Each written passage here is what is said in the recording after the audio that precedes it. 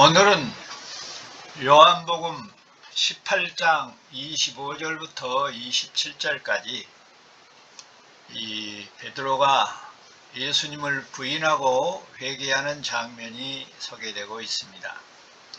오늘 제목은 은혜의 주 예수 그리스도라 정했습니다. 은혜의 주 예수 그리스도. 가로 열고 닭이 울었습니다입니다. 닭이 울었습니다.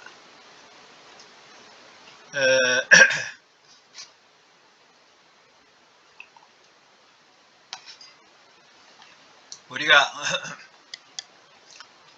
가장 캄캄하고 어두운 시간은 한밤중이지요. 그런데도 해가 뜨기 바로 직전이 가장 어둡다라는 말이 있는 것처럼 지난 시간에 우리는 찬란한 태양처럼 빛나는 참 대제사장 예수 그리스도께서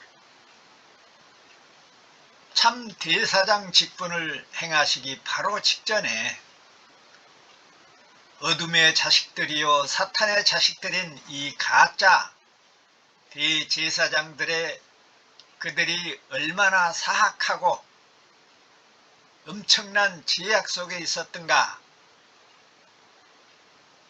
그리고 그 사악한 짓을 얼마나 자행하고 있었던가 하는 그 사실을 예수님 당시의 사두개파 수장인 가짜 대제사장 안나스를 통해서 자세히 살펴보았습니다. 이런 곳에서도 우리는 하나님의 창조 원리와 통치 원리가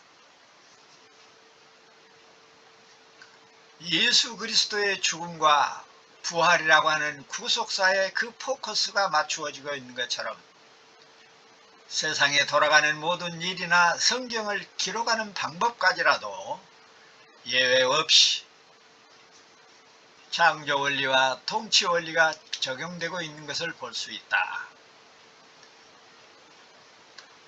단 한 분뿐이신 참 대제사장은 오직 예수 그리스도 뿐이라. 그리고 나와 여러분도 안나스와 같은 어둠의 자식들이었지만 예수 그리스도의 보혈의 은혜를 입어서 지금은 참 대제사장 예수 그리스도를 모시고 사는 만인 제사장들이 되었다고 하는 사실도 우리가 지난 시간에 살펴보았습니다. 요한복음 18장 19절로 21절까지를 다시 살펴보면 19절에서 안나스가 예수님에게 질문을 하죠. 그대를 따르던 자들은 다 어디 갔는가? 그리고 그들에게 무엇을 가르쳤는가? 20절 21절에서 예수님이 계속 말씀하십니다. 나는 분명히 드러내놓고 세상에 말했다. 나는 언제나 모든 유대인들이 모이는 회당이나 성전에서 가르쳤고 은밀히 말하는 것이 하나도 없다. 그런데 왜 네가 나한테 묻느냐? 내가 무슨 말을 했는지 정작 몰라서 내게 묻는가? 네 종들에게 물어봐라. 그들은 다른 사람과 함께 다 들었다. 더 알고 싶은 것이 있냐? 내가 말하면 믿겠느냐? 그런 토로 예수님이 항변을 했습니다. 그러니까 예수님의 말씀을 다시 정리하면 하나님의 나라는 개방적이다. 개방된 나라다. 그리고 그 나라는 믿음의 나라다. 이렇게 대답을 했습니다. 이 말씀에 안나스로 하여금 심판 때 복음을 듣지 못했다든지 메시아를 만나지 못했다든지 그런 변명을 할 수 없도록 확실하게 못을 받고 있는 장면이기도 합니다. 안나스는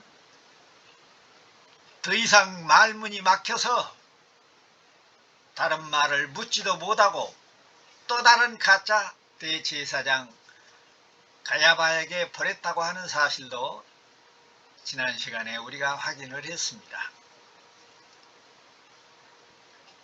근데 오늘 본문에 보니 앞에서도 베드로가 예수님을 모른다고 부인했던 첫 번째 이야기를 우리는 이미 살펴보았지만은 공간복음에서는 이 베드로가 3번 부인한 것을 한꺼번에 다 기록하죠. 그런데 요한복음에서는 나누어서 이렇게 기록한 것을 보면 마치 한 편의 드라마의 장면을 보는 듯 합니다. 왜냐하면 베드로가 첫 번째 부인하는 장면을 소개하고 그 다음에 다른 한쪽에서는 예수님이 안나스에게 신문을 받는 것을 보여주고 또 장면이 바꾸어져서 예수님이 신문을 받고 있는 그동안에 베드로가 대제사장의 뜰에서 불을 쬐면서 예수님을 부인하는 장면을 이렇게 번갈아 가면서 소개하고 있기 때문에 그렇습니다. 우리는 마태복음 26장 33절과 34절에서 베드로가 세상 사람들이 다 주를 버릴지라도 나는 언제든지 버리지 않겠나이다. 이렇게 대답을 했을 때 예수님이 내가 진실로 아멘으로 네게 이르노니 오늘 밤 닭이 울기 전에 네가 3번이나 나를 부인할 것이다. 이렇게 말씀하셨던 것을 우리는 잘 압니다. 예수님이 그냥 부인할 것이라고 말하지 않고 아멘으로 진실로 부인할 것이라고 말씀을 하십니다. 여기서 우리말로 진실로라고 번역된 헬라어를 보면 아멘이라고 되어 있는데 예수님이 아멘으로 베드로에게 부인할 것을 말씀하고 있는 것은 아멘이라는 말은 우리가 지금까지 알고 있듯 진실로, 사실로, 실제로, 분명히 그렇게 되기를 바란다는 뜻으로 우리는 아멘이라는 말을 많이 사용해 왔습니다. 아멘이라는 헬라어 원뜻을 좀 더 깊이 새겨보면 하나님의 이름을 걸고 라는 뜻이 있습니다. 하나님의 이름을 걸고, 그러니까 진실로, 사실로, 실제로 이런 그 뜻을 훨씬 넘어서서 세상이 다 없어져도 절대적으로 필연적으로 반드시 이루어진다는 뜻을 담고 있는 것이 아멘이란 뜻입니다. 아멘은 그냥 지나가는 법이 없이 반드시 이루어진다는 뜻을 나타냅니다. 그러므로 베드로가 아무리 맹세하고 자신 있게 대답해도 예수님을 부인할 수밖에 없도록 되어 있다라는 뜻입니다. 그것은 단순히 베드로만을 향해서 하신 말씀이 아니었지요. 비록 아담 안에서 풀려나서 원죄를 해결하고 예수를 그리스도로 고백하고 맹세하고 장담하며 산다고 할지라도 신천신지가 오기 전에는 그 누구도 예외 없이 베드로처럼 혼자서는 서 있을 수 없다는 말씀입니다. 결단코 인간은 스스로 반듯하게 서 있을 수 없다는 말입니다. 오직 예수 그리스도를 중심에 모시고 사는 사람만이 베드로처럼 닭 울음소리를 들을 수 있다는 말입니다. 그리고 오뚜기처럼 다시 일어설 수 있다는 뜻입니다. 그러니까 믿음뿐만 아니라 그리스도를 닮아가는 삶도 은혜가 아니고는 불가능하다라고 하는 이 사실을 예수님께서 아멘 아멘 하고 계시는 겁니다. 그런 점에서 예수님이 오늘 밤 닭이 울기 전에 네가 3번 나를 부인할 것이라고 아멘으로 말하고 있는 것은 이 세상의 모든 사람들이 예수를 그리스도로 믿는다 할지라도 닭 울음소리를 듣도록 되어 있다는 사실입니다. 베드로가 신앙을 고백하고 죽음을 맹세하고 다짐했어도 스스로는 서 있을 수가 없었습니다. 그처럼 나와 여러분도 닭 울음소리를 들어야 한다는 것입니다. 지금 이 시간에 우리도 베드로가 들었던 닭 울음소리를 들어야 한다는 말입니다. 닭 울음소리를 통하여 우리를 부르는 예수님의 음성을 들어야 한다는 말입니다. 지금 이 시간에도 닭 울음소리는 부족하지만 이 종을 통해서 선포되고 있는 말씀일 수 있음을 명심해야 합니다. 헬라어 원문을 그대로 직역하면 예수님께서 마태복음 26장 31절에서 너희는 모두 오늘 밤 나 때문에 걸려 넘어질 것이다. 왜냐하면 구약성경 스가랴서 13장 7절에서 기록되기를 내가 목자를 칠 것이며 양떼가 흩어질 것이라고 말하고 있기 때문이다 라고 말씀하고 있습니다. 그러자 베드로는 비록 모든 사람이 주님 때문에 걸려 넘어진다 할지라도 나는 절대로 걸려 넘어지지 않을 것입니다 라고 대답했습니다.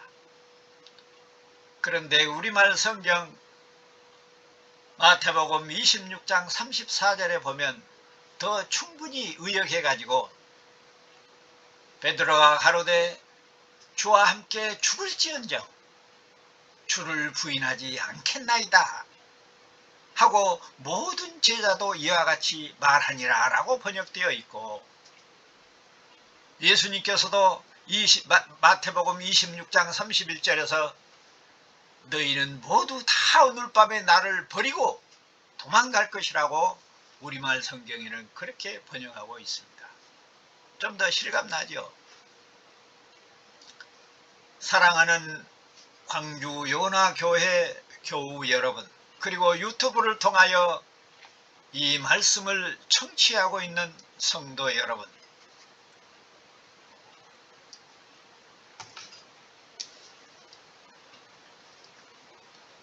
여기 예수님이 말씀하시는 모두라는 말씀 속에 베드로뿐만 아니라 다른 사람들과 함께, 다른 제자들과 함께 나와 여러분도 포함해 있다고 하는 사실을 분명히 알아야 합니다. 그래서 오늘 본문 25절 보니까 예수님이 신문을 받는 동안에 베드로가 여전히 서서 불을 쬐고 있었습니다. 그런데 사람들이 베드로에게 당신도 저 사람 제자 중에 하나가 아니냐 이렇게 물었습니다. 베드로가 나는 아니오라고 대답합니다. 26절에 그러자 대제사장의 종들 중에 한 사람이며 베드로가 종의 귀를 잘라버렸던 그 사람의 친척이 당신이 동산에서 그 사람과 함께 있었던 것을 내가 분명히 보았지 않소? 이렇게 말을 했습니다. 27절에 베드로가 또다시 대답을 합니다. 나는 아니오라고 부인합니다. 요한복음에는 점잖하게 이렇게 대답을 하는데 마가복음 14장 71절에 보면요, 저주하고 명세하면서 나는 당신들이 하는 이 사람을 알지 못한다라고 부인을 합니다. 그때 닭이 울었습니다. 또 누가복음 22장 61절에 보면 닭이 울자 예수님께서 살짝 뒤를 돌아보고 베드로를 똑바로 쳐다봤다고 기록하고 있습니다. 베드로는 예수님이 하신 말씀이 생각나서 밖으로 나가서 슬피 통곡했다고 기록하고 있습니다. 마태복음 26장 75절에서도 베드로는 닭이 울기 전에 네가 3번 나를 모른다고 할 것이라고 하는 그 예수님의 말씀이 생각나서 밖으로 나가서 슬피 통곡했다고 기록하고 있습니다. 그런데 오늘 본문 요한복음에서는요, 베드로가 밖에 나가서 통곡하고 회개했다는 내용이 전혀 소개되지 않고 있어요. 왜 그럴까요?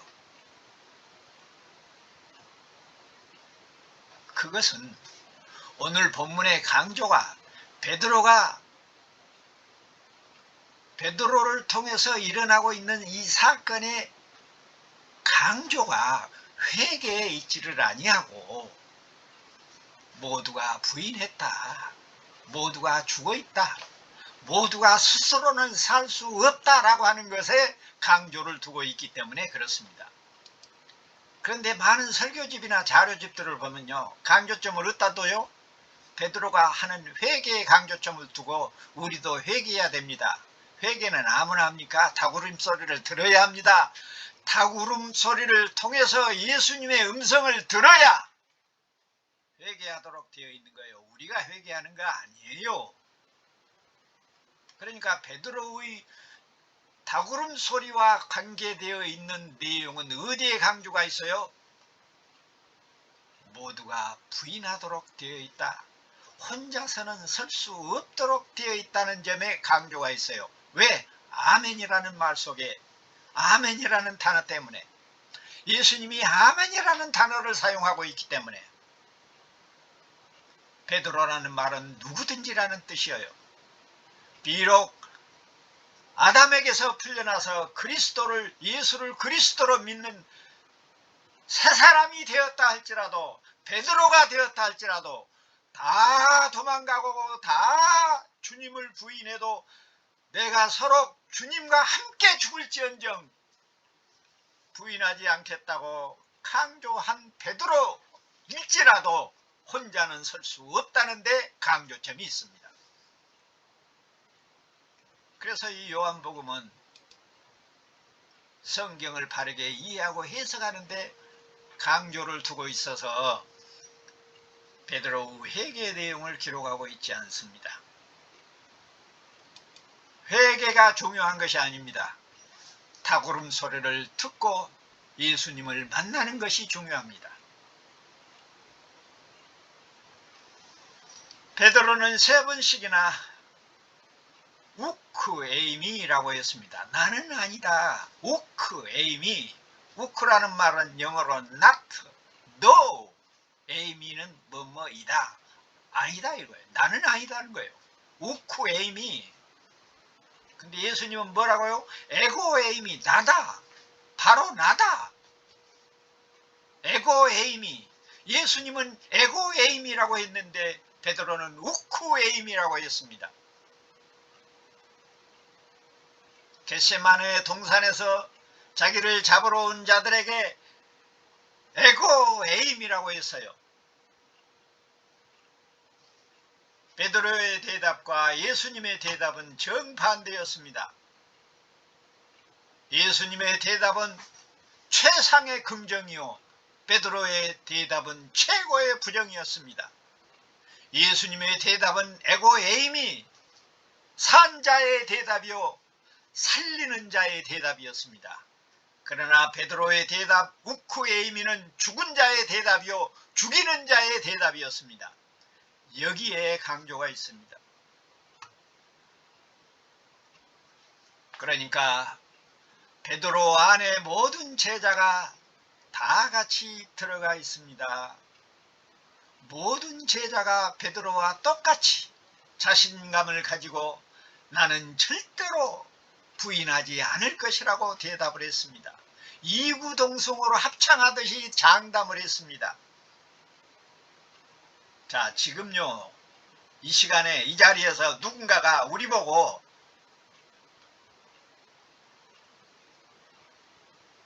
당신은 앞으로 예수님을 수없이 버리고 살 것이라고 물어보면 예, 나는 앞으로 살면서 예수님을 저주하고 부인하고 살겠습니다. 그러고 이실직고할 사람이 누가 있습니까? 아무도 없습니다.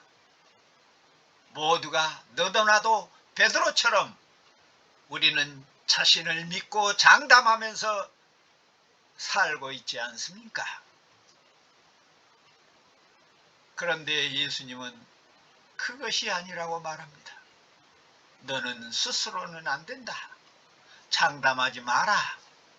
나는 아니라고 해라. 예수님이 이 시간에도 우리에게 너는 혼자서는 안 된다. 내가 아니면 안 된다.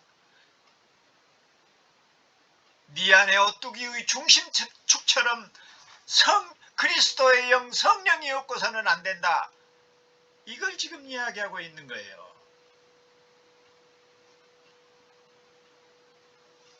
예수님은 모든 인생은 다 치우쳐 죽었다고 말씀하고 있습니다.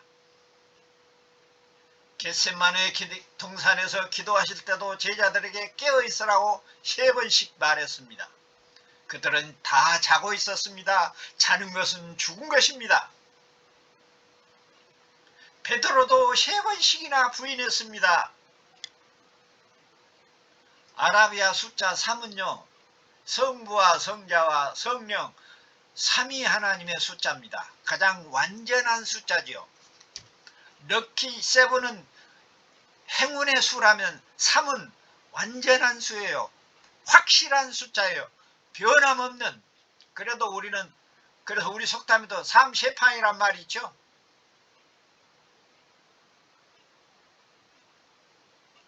세 번씩이나 자고 3번씩이나 부인했던 제자들, 완전히 죽고 썩어 문드러진 상태를 말하고 있는 겁니다.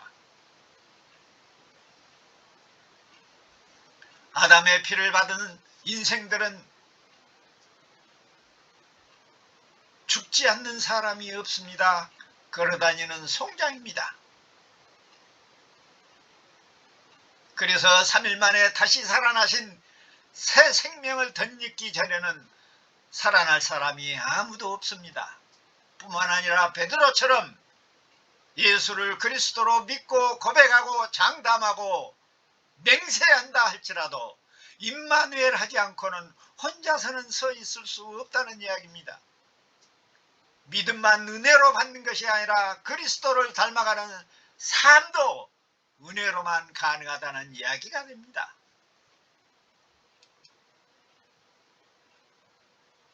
나는 예수를 믿고 있으니 이렇게 안심하고 있을 때가 아니라는 이야기예요.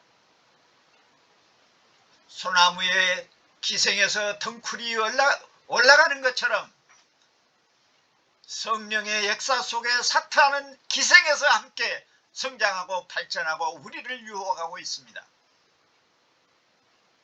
바로 우리 앞에, 바로 우리 뒤에, 우리 좌우에, 우리 위에, 우리 밑에, 우리 마음속에 사탄이 성령과 함께 있다고 하는 사실을 명심해야 됩니다. 저 어디 무등산 꼭대기에 있다가 우리가 잘못하면 휙 날아와서 우리 마음을 유혹하는 것이 아니라 지금 내가 복음을 선포하고 있는 이 순간에도 말을 잘못하게 하기 위하여 호심탐탐 노리고 있다고 하는 사실을 저는 잘 압니다. 그래서 말씀을 전하기가 두려운 것입니다. 예수님이 괜히 3일 만에 부활하신 것이 아닙니다. 영원하고 확고부동한 생명을 자기 백성에게 불어넣어 주기 위하여 삼위 하나님의 완전한 숫자값인 제3일에 부활하신 것입니다. 그래서 죽기 전에 그토록 3번을 강조했던 것입니다. 우리는 하나님의 은혜를 먹고 마시며 사는 존재입니다. 그 은혜는 우리의 호흡인 예수 그리스도의 영 성령입니다. 성도는 성령의 줄로 예수 그리스도에게 묶여서 예수 그리스도와 한몸된 존재들이며, 그래서 한순간도 성령을 마시지 않고는 그리스도의 사람으로 살 수도 없고 설 수도 없습니다. 티끌과 흙먼지같이 죽은 사람은 하나님을 알 수 없습니다. 하나님을 찾지도 않습니다. 절대로 아멘으로 진실로 죽은 자들은 예수님을 부인할 수밖에 없도록 되어 있다는 거예요.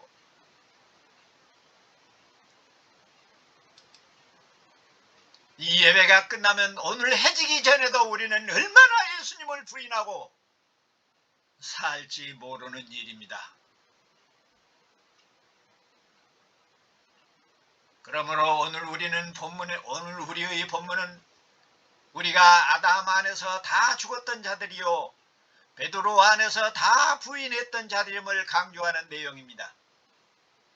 다시 말하면 주님의 은혜가 아니면 우리는 아무것도 할 수 없는 무능한 죄인들인 것을 철저하게 아멘으로 선언하는 내용이 오늘 본문 베드로의 부인과 닭 울음소리입니다. 회개가 강조가 아닙니다. 회개는 닭 울음소리를 들으면 자동적으로 나오도록 되어 있는 것이 회개입니다. 왜 그것을 내가 하려고 애를 씁니까?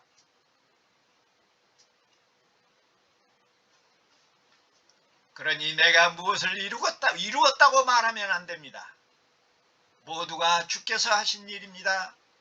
베드로 고백처럼, 바울의 고백처럼 내가 이제는 내가 사는 것이 아니라 내 안에 그리스도가 사심이라. 우리가 최선을 다할 수 있는 것도 모두가 주님의 은혜로만 가능합니다.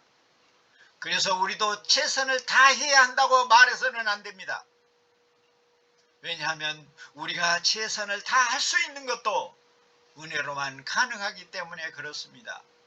오직 우리가 할 수 있는 것은 은혜를 구하는 일, 그리스도를 구하는 일, 그 외에는 아무것도 할 수 없는 일입니다. 철저하게 주님만을 믿고 의지할 수 있는 것도 사실은 주님의 은혜입니다. 카리스, 은혜가 아니면 안 됩니다. 그래서 이 카리스 은혜를 받는 나와 여러분이 얼마나 복되고 얼마나 성공적이고 얼마나 잘 사는 사람들입니까? 모두가 세상을 창조하실 때 그때 그저 다 주시는 우리 주님이 우리가 필요할 때마다 곳간에 문을 열어 공급하시는 분이고, 우리 안에서 오뚜기처럼 우리의 중심을 잡으시고 우리가 넘어질 때마다 우리를 일으키시는 그런 분이십니다.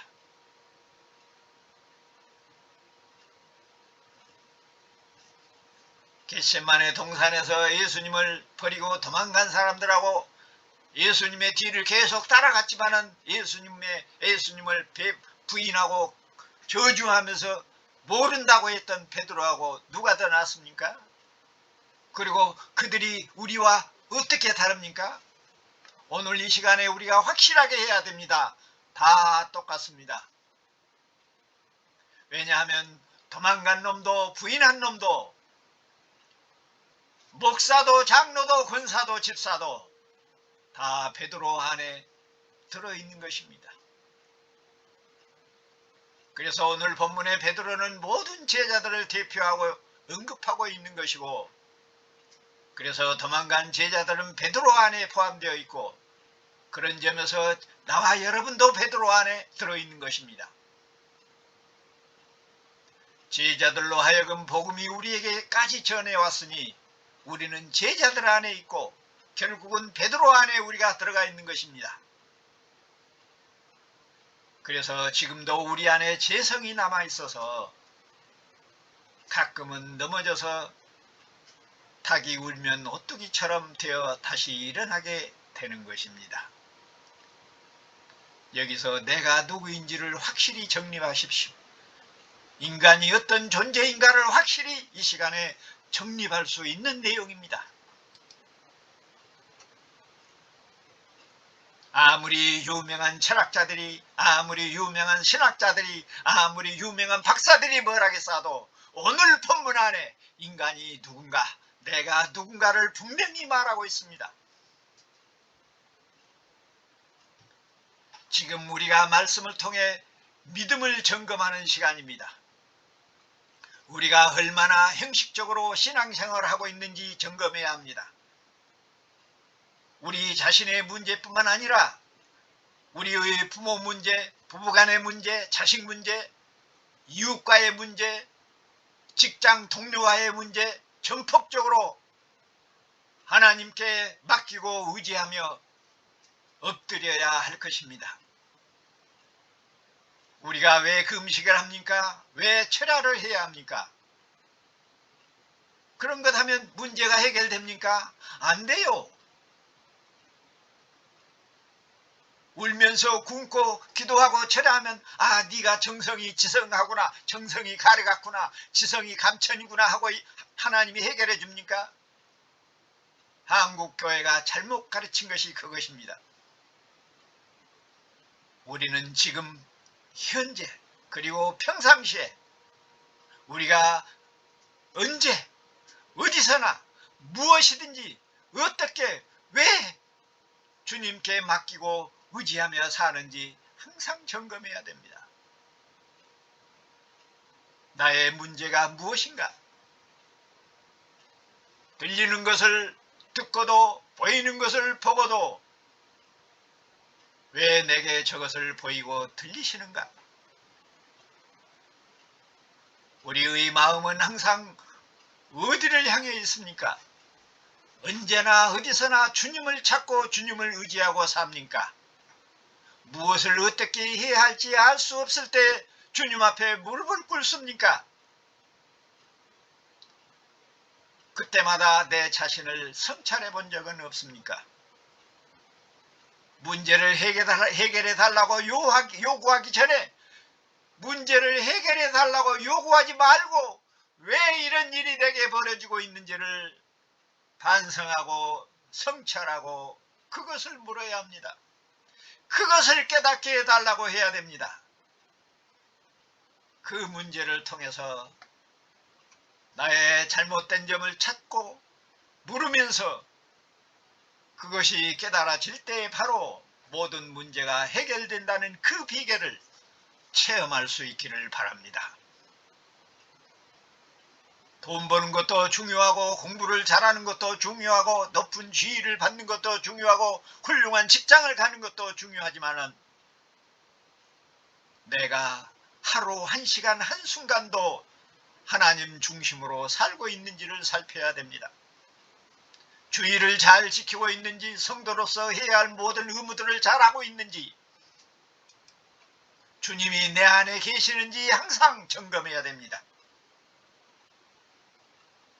부모에게 문제가 생겨도, 부부간에 문제가 생겨도, 자식에게 문제가 생겨도, 이웃과의 문제가 생겨도 모두가 나 때문이라는 사실을 명심해야 돼.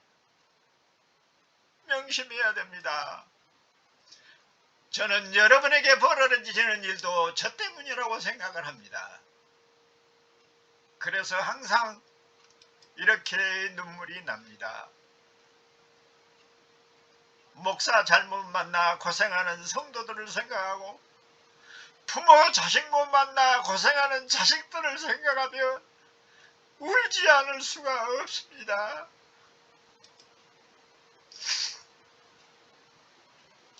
하나님 앞에 엎드려 나를 배우는 작업을 우리가 소망하고 바라고 기도해야 할 것입니다. 가장 먼저 해야 할 일이 무엇입니까? 주께서 주신 은혜를 나의 공으로 지부하고 자랑하며 만족하지 말고 하나님과의 관계를 개선하고 내가 하나님 앞에 어떻게 서 있는가를 늘 살펴야 할 것입니다. 오늘 말씀이 우리에게 그것을 요구하고 있습니다. 부모는 눈에 보이는 하나님입니다. 부모님의 사랑을 너무나 가벼이 여긴 것은 없는가? 남편은 아내에게, 아내는 남편에게 목숨을 아낌없이 바쳐가면서 사랑할 사이인데 자존심과 못된 고집을 부리며 줄다리기 하고 있는 것은 아닌가? 자식에게 노엽게 한 적은 없는가? 부모 모두가 내 탓이오, 모두가 내 탓인데 내 탓은 안 하고 상대방의 탓만 하고 있는 것은 아닌가? 예수님처럼 모두를 위해서 에고에임이라 해야 됩니다. 나요, 내 탓이요, 바로 나라고 말을 해야 됩니다.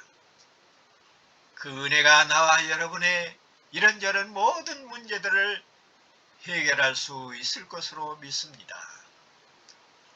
이제 우쿠에임이 대신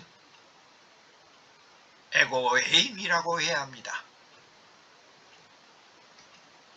나입니다. 내로라. 바로 내 탓이라. 그 놀라운 은혜가 나와 여러분뿐만 아니라 사랑하는 우리의 부모, 형제와 남편과 아내와 자식들과 자손 대대로 임하기를, 그래서 우리의 모든 문제가 해결되기를 성부와 성자와 성령의 이름으로 축원합니다. 아멘.